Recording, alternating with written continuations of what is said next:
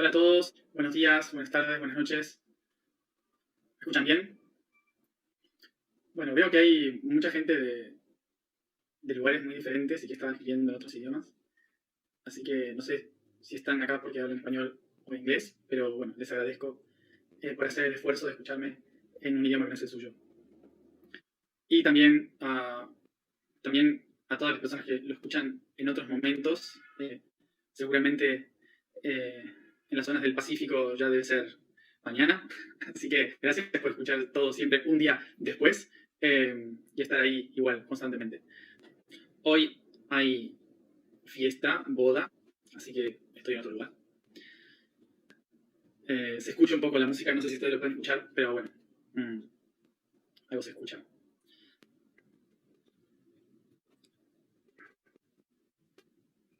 Entonces, vamos a empezar con el tema del día. Vamos a comenzar con el tema del día, que es la arrogancia. Tema. La arrogancia. Relacionado a el día de hoy, que es la garganta, el chakra laringio y todo lo que está relacionado con el habla y el aprendizaje. Unas capacidades internas del ser relacionado al chakra laringio. Bueno, entonces, como verán, estamos tocando temas, lo que sería la arrogancia y el orgullo, que es lo que hablamos hoy en el blog. El tema de arrogancia y orgullo son dos palabras que normalmente nosotros relacionamos con lo negativo, con aspectos que tenemos que sanar o que tratamos de eliminar en nuestra vida. Así es como esto no va, ¿no? Como esto no es bueno. Es lo que solemos pensar cuando escuchamos estas palabras, arrogancia y orgullo. Por eso es importante siempre ir al origen de las palabras para saber por qué en nuestra cultura hemos convertido la arrogancia y el orgullo en algo malo. Cuando vamos al origen de las cosas, siempre empezamos a entender el porqué el por qué hoy lo tomamos de esa manera. Nosotros en nuestra cultura actual hemos heredado todo lo que somos, lo que hablamos, lo que vivimos en nuestra cultura, lo hemos heredado a partir de culturas normalmente monoteístas, que se han hecho globalizadas. Y esa globalización de la cultura ha hecho que muchos de los conceptos, palabras, formas de vivir que tenemos y de enfrentarnos a la vida hayan sido determinadas por las creencias de las personas que construyeron nuestra cultura y no por nosotros mismos, ¿sí? Por eso somos, como comunidades, como sociedad, nos guiamos por el inconsciente, es decir, por el impulso de los otros y no por el consciente, que es el propio. Sería algo así. Entonces, por eso tenemos que ver de dónde del inconsciente provienen las cosas que tenemos hoy para poder hacerlas conscientes. Es por esto que nuestros conceptos de lo que está bien y de lo que está mal no está evaluado en relación a lo que somos como individuos, sino que está evaluado en función de lo que la sociedad nos dijo históricamente que está bien y está mal. Por eso en el proceso de volvernos conscientes tenemos que aprender a ir hacia uno mismo. Esto es algo muy importante a entender dentro de todos estos conceptos. Porque cuando hablamos de ser consciente, la sociedad no es consciente. La sociedad es inconsciente siempre. No existe la sociedad consciente en sí mismo. Una sociedad es siempre inconsciente. ¿Por qué? Porque una sociedad existe por muchos individuos que condicionan al grupo. ¿Sí? Entonces, una sociedad es un montón de individuos condicionados por otros individuos. Por eso existen las sociedades. Y no está mal eso. No está nada mal eso. Es una cuestión natural. Es una cuestión natural y ayuda a la continuidad.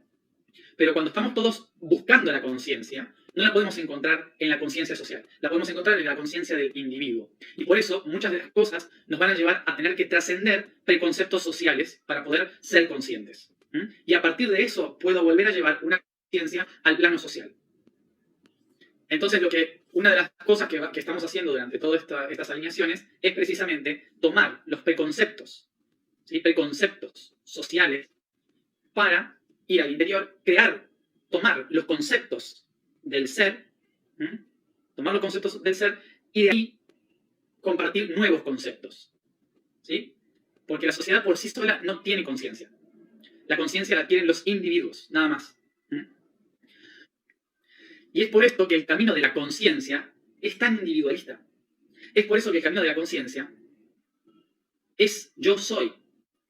Y el camino de la conciencia empieza trabajando por el ego, porque la conciencia no se puede trabajar como conjunto, solo se puede trabajar como individuo.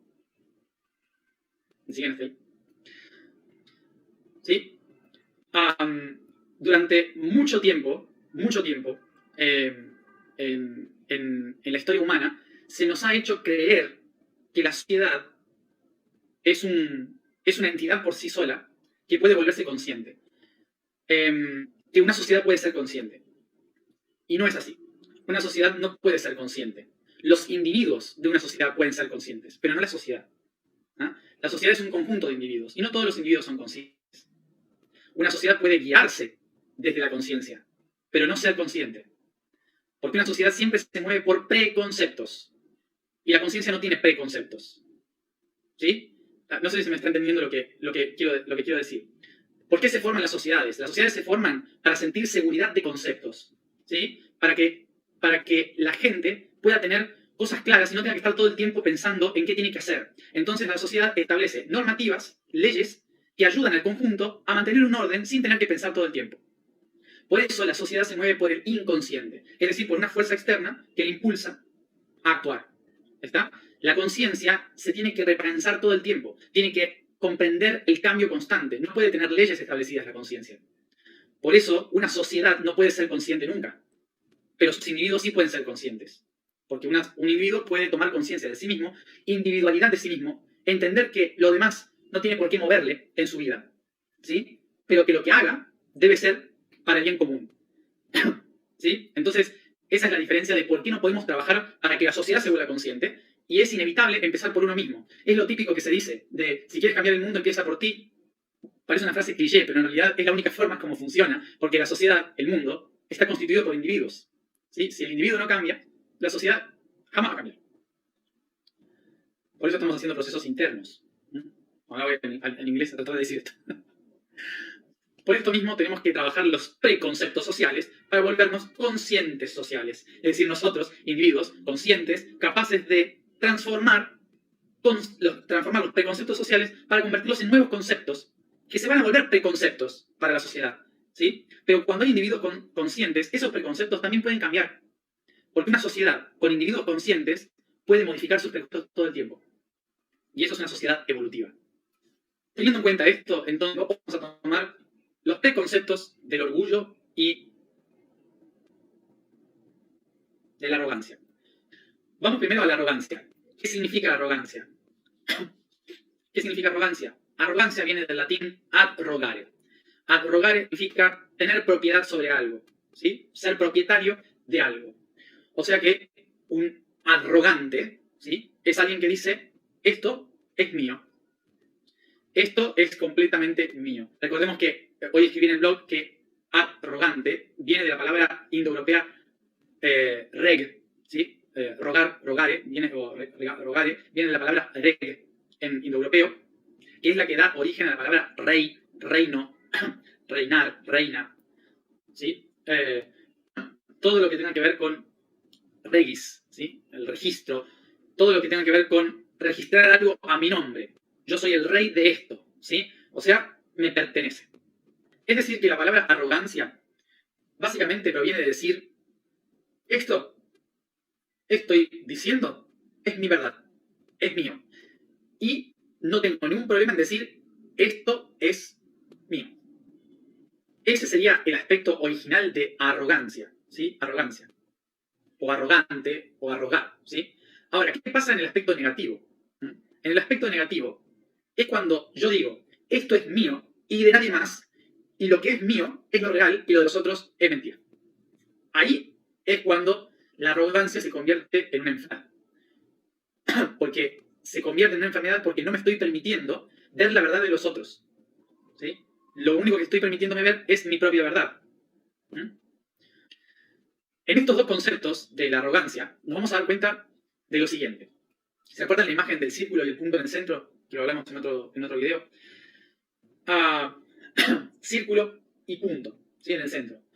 La arrogancia es la facultad de ese punto de decir, sin mí no hay un centro. Sin mí no se sabe a dónde ir, porque soy el centro de todas las cosas. Sin mí no hay un punto de referencia. Sin mí no hay un eje.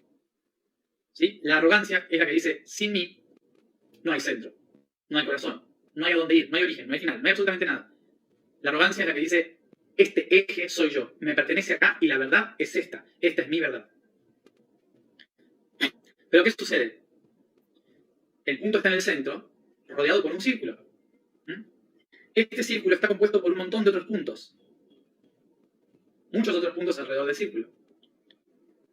¿Qué sucede? ¿Cómo sabe? ¿Cómo sabe el centro? ¿Cómo sabe el centro? ¿Qué es el centro sin el círculo?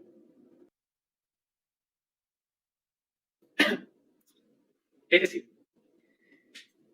que sin el círculo, el centro no sabe dónde posicionarse. Pero sin el centro, el círculo tampoco sabe dónde está su centro.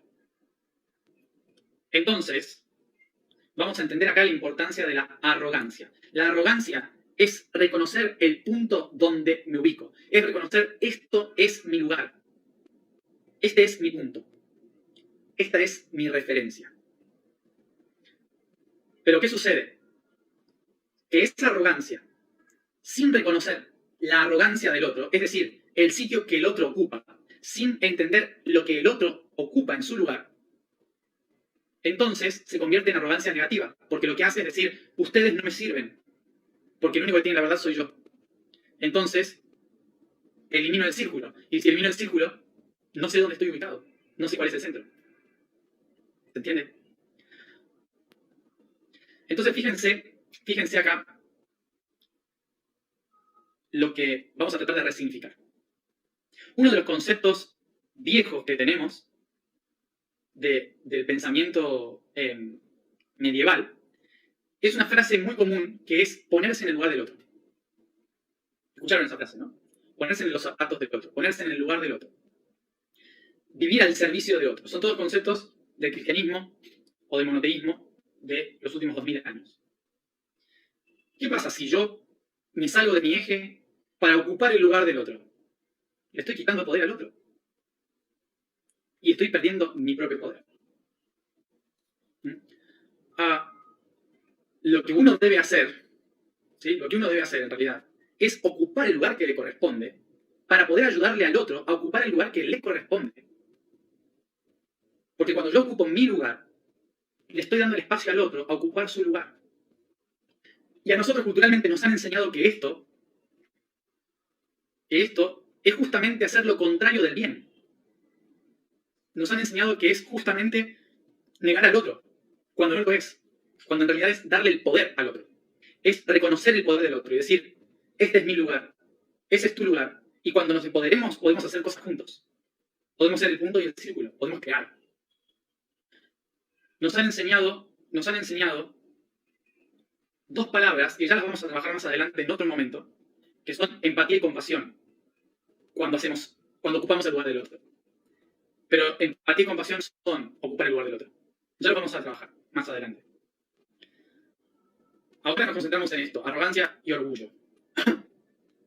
Entonces, recordemos, la arrogancia es, el aspecto positivo de la arrogancia es el ubicarse en el lugar que te pertenece. El aspecto negativo de la arrogancia es considerar que tu posición es la única importante y que la de los otros no lo es. Así de simple. En positivo, la arrogancia es, este es mi lugar, esto es el lugar que me corresponde y ese es el lugar que le corresponde a los otros. Y nos respetamos mutuamente.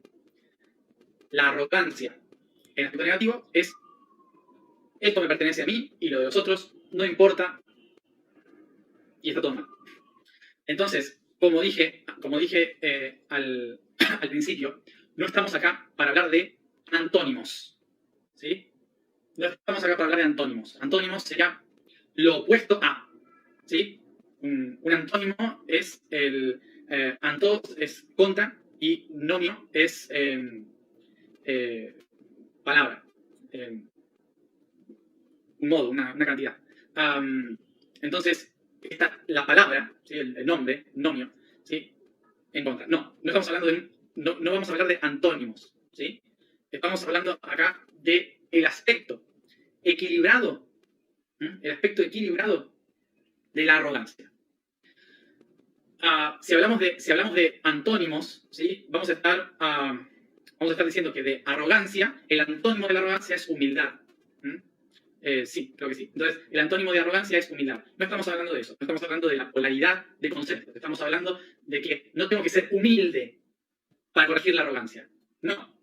Recordemos esto. Si estamos acá en esta vida tratando de salirnos de la dualidad, como mucha gente quisiera, si queremos salirnos de la dualidad, entonces no creamos que la solución a los problemas es polarizándolos, ¿sí? Porque esto es algo que solemos hacer muy naturalmente en nuestro mundo, ¿sí? Considerar que para solucionar, quiero salir de la dualidad, pero para solucionar los problemas lo que hago es polarizarlos. Entonces, no es así. No soluciona la arrogancia con humildad. Soluciona la arrogancia resignificando la arrogancia.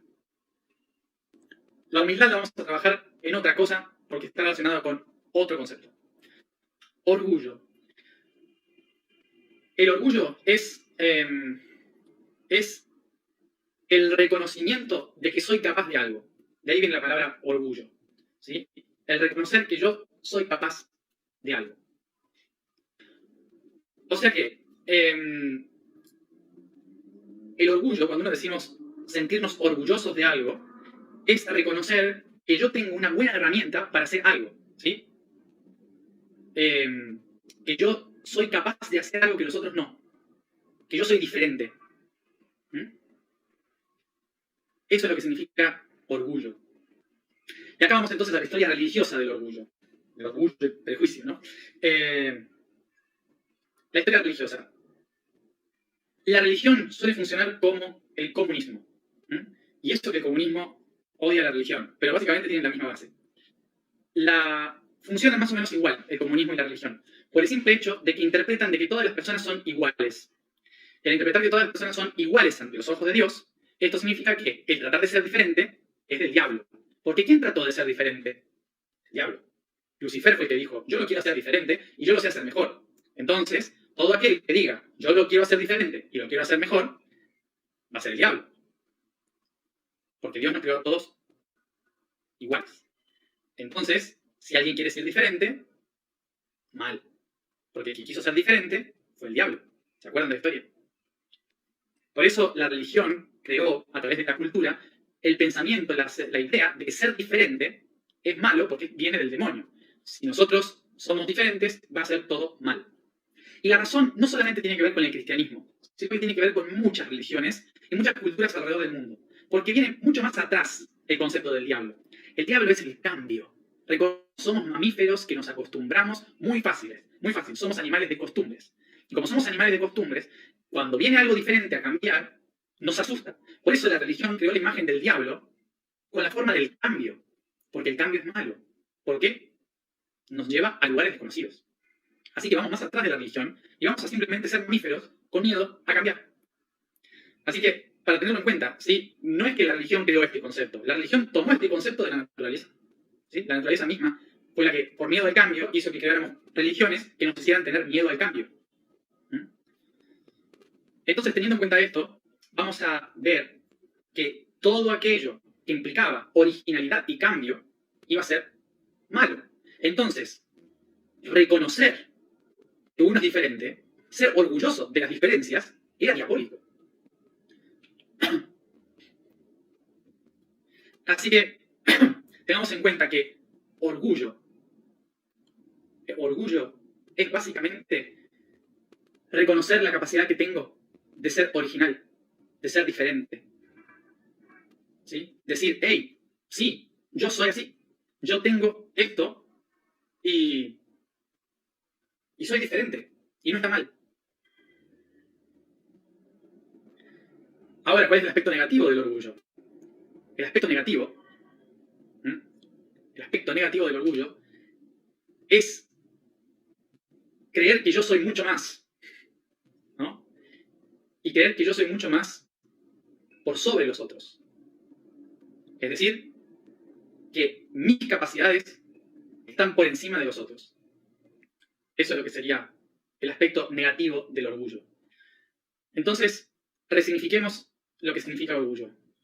Porque durante mucho tiempo se nos ha hecho ver la arrogancia y el orgullo desde una visión comunista de supervivencia, de miedo al cambio. Y en el otro aspecto, ¿sí? que es el capitalismo, ¿sí? Se nos ha hecho en un opuesto, como que la única forma de poder tener éxito en la vida y el cambio es a través de la arrogancia y del orgullo. O sea que nos fuimos al otro extremo. ¿Qué hace un ser consciente? Un ser consciente tiene que buscar el punto medio. El punto medio en que la arrogancia es ubicar al ser donde le corresponde y el orgullo es valorar lo que tiene. Lo que es. Bueno, vamos entonces a la alineación.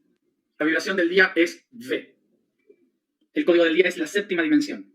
El ser maestro y volverse creador nos hace ser incondicionales seres amorosos que existen en co-creación.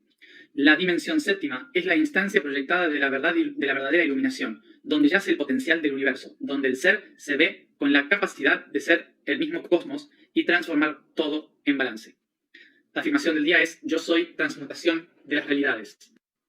Acabo de ver una pregunta y aclaro esto. Cuando digo el lugar que me corresponde, este es el lugar que me corresponde. No es un lugar físico, es yo.